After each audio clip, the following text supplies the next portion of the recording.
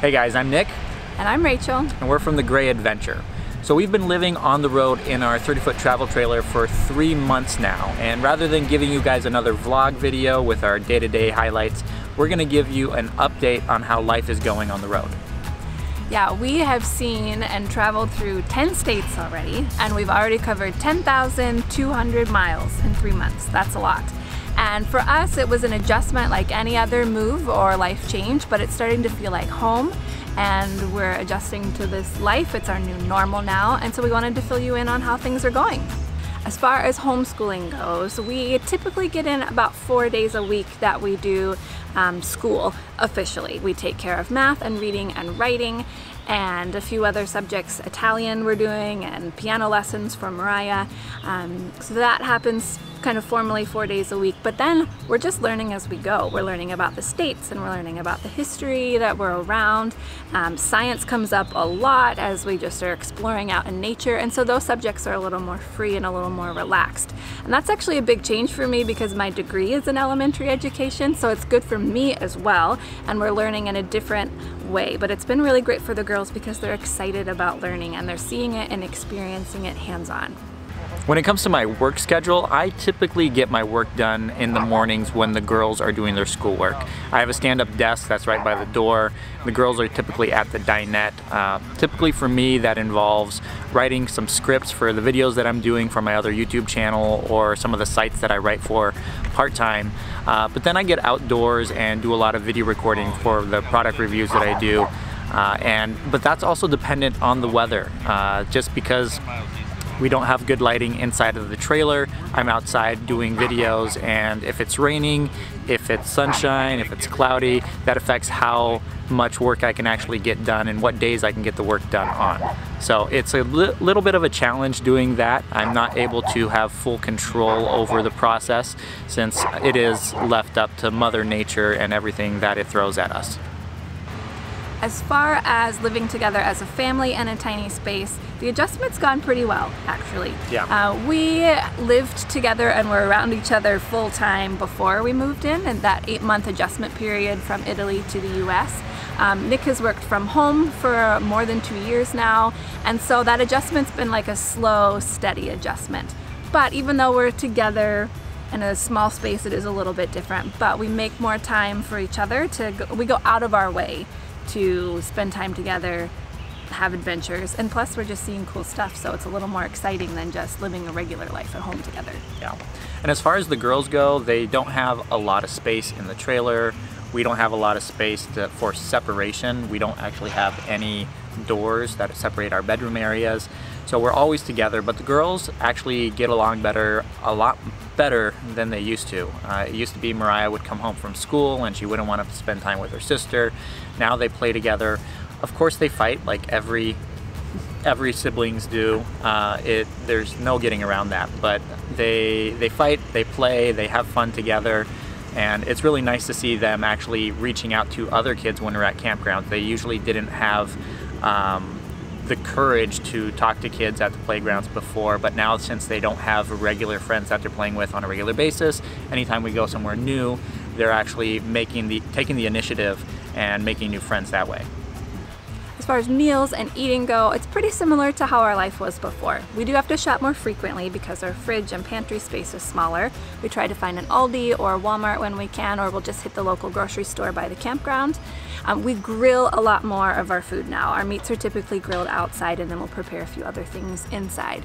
And I've just started a new healthy eating plan. I'm 2 weeks in, and so that's adjusted for our family as well. A lot more veggies and grilled meats go into that, which works great for how we're living. In addition to the updates that we've given you on the different things that we've been doing, we also wanted to give you our top 3 and bottom 3 things that we've found so far while living in the travel trailer. So number 1 for me as a top thing, we are outdoors a lot more. As you can see, we're outdoors right now.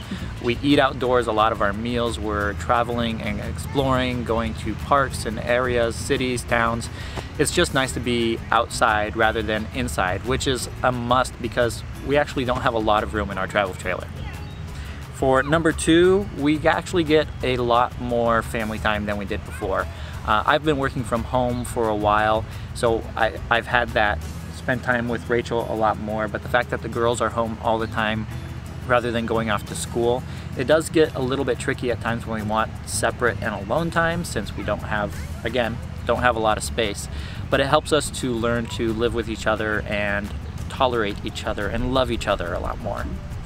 And I love that it's such a small space that cleaning, it happens so quickly. I can clean the whole place maybe in 10 minutes top to bottom.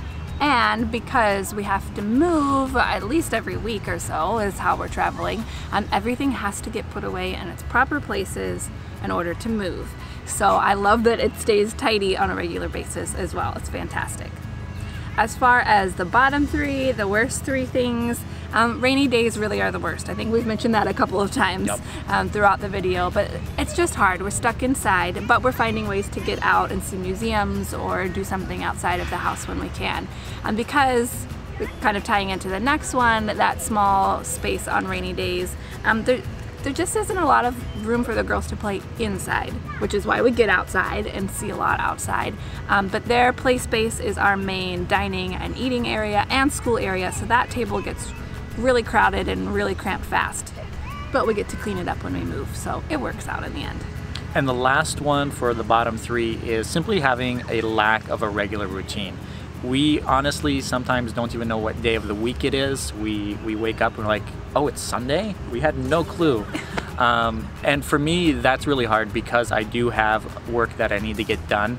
So not knowing what day it is, or traveling on a Sunday or traveling on a Tuesday and just changing the routine, it's really hard to work on a travel day. And just having that confined space, again, going back to we don't have a lot of room to live in.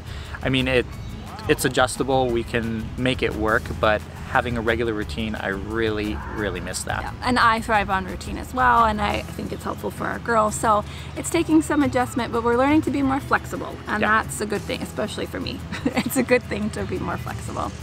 One of the reasons why we decided to live in a travel trailer and travel full-time was actually so that we could see all the sites that the country has to offer. We've been to 10 states already, but there's a lot more to discover and explore.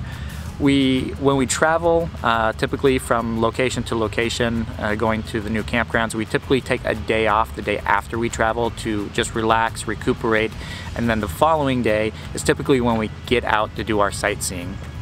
We also have been to a lot of museums, mainly because of the weather. The springtime weather hasn't been cooperating with us, so we've had a lot of rainy days. We had a snow day in Nashville, so having museums to go to as a fallback plan whenever we can't be outside exploring is always a good option. And that's gonna do it for our 3-month quarterly update. We're actually gonna plan on doing these on a regular basis every 3 months to give you guys an idea of how things are going for us, how things are changing, and how we're adjusting more and more to this lifestyle on the road. And we've been getting a lot of questions from you all, and we're trying to answer them all individually. So we've decided to put together a Q&A video, and we'll probably end up with a few over time. But next week will be our first one. So if you have questions for us about how things are going, things that we do, family life, renovation question, anything, ask in the comments below and we'll answer as many as we can. So thank you guys so much for watching this video. For those who don't know, we actually just hit 1,000 subscribers this week. It's been great. It's really enjoyable to see how many of you are actually watching our videos, leaving comments and everything like that. So thank you guys so much. If you haven't subscribed yet, I hope you do. Hit the subscribe button down below, and if you like the video, I hope you give it a thumbs up as well. Thanks guys. We'll see you in the next one. Bye. See ya.